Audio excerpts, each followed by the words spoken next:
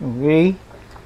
So, makikita mo kung gaano katingkad yung kuha o yung result ng printout natin.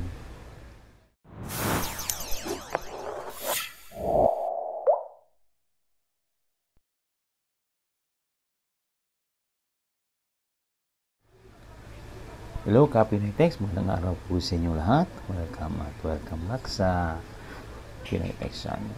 Sa video pong ito, i-share ko sa inyo kung anong ginagawa ko kapag mag-print ako ng photo or picture. Gamit naman ang photo paper na meron tayo dito ngayon. Okay, so meron tayo dito photo paper na glossy 230 GSM. Quap po ang brand nito. Medyo mura lang kasi. So ito yung photo paper na glossy. So bali magpiprint tayo ng picture, whole A4, whole page na A4 size. Kasi dito sa Canon TS207 natin na printer, hindi siya applicable mag-print ng photo paper na A4 size. Tingnan natin sa computer kung bakit ayaw niya mag-print. Okay, so nandito tayo sa computer screen. So ito nga pala yung ipiprint ko na A4 size. So bago natin i-print, punta muna tayo sa printer properties ng printer. Okay, so punta muna tayo sa sige, punta tayo sa print and then punta tayo dito sa print settings ng Canon TS207. Yan. So dito sa menu or printer properties ng printer, pag kinlik mo tong photo printing, ayan. So ito, naka-borderless siya, pwede nating i-unclick muna yan. So bordered siya, and then photo paper plus glossy, ayan, i-select niya kagad yung 4x6 na 4 inch by 6 inches na size ng photo paper. Pag sinelect ko ng A4, ayan, photo paper plus glossy o masking itong glossy photo paper, kahit saan dito sa dalawa nagkaka-error, basta A4 size ang paper media na ipiprint. Okay, so tingnan natin, okay tayo. Ayan. And then print. Ayun, print. Okay, so proceed.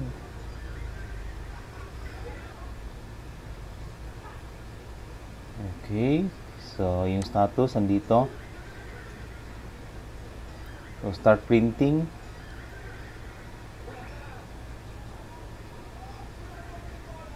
Ayan, nag-error. So lapit tayo. Ayan. Meron siyang alarm. So, sa computer screen, ang sabi niya rito, support code 4102.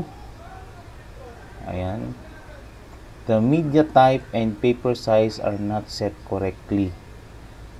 Press the printer stop button to cancel printing. Change the media type or paper size setting and print again.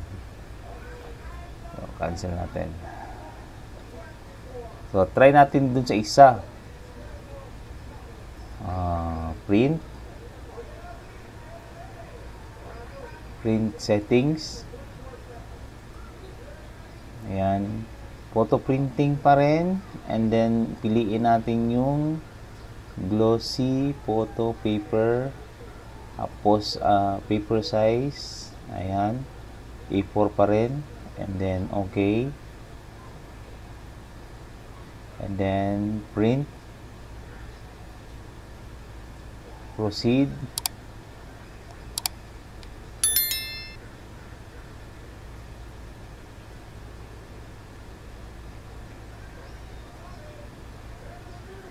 Okay, status tingnan natin.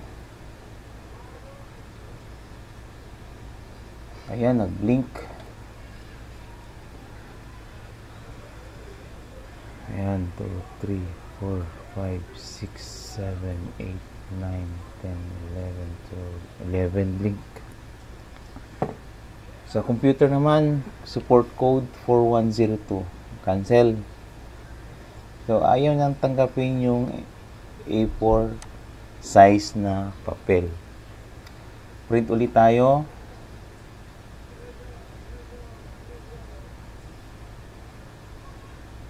Punta tayo sa print settings. And then, gawin natin itong standard. But, plain paper siya and then naka-high. So, high quality yung gagamitin natin kasi nga picture yung ipiprint natin. Ayan. And then, okay. Tapos, print. Ayan. Proceed.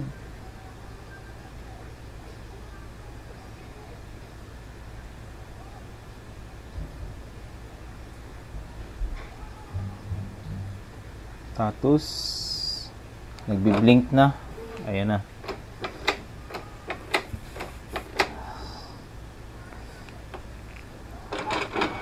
Yun.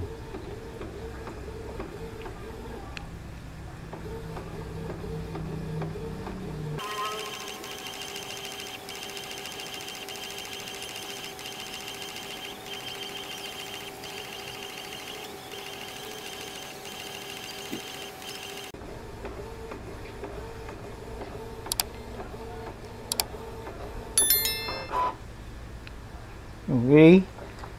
So, makikita mo kung gaano katingkad yung kuha o yung result ng printout natin. Okay. So, ganun lang po kung paano mag-print ng whole page na A4 size o kahit long size na photo paper. So, iset nyo lang po sa standard plain paper and then high setting po yung quality ng print. So, yun ang problema nitong TS207. Ayaw nang tanggapin ang A4 size kapag photo paper yung settings na gagamitin mo.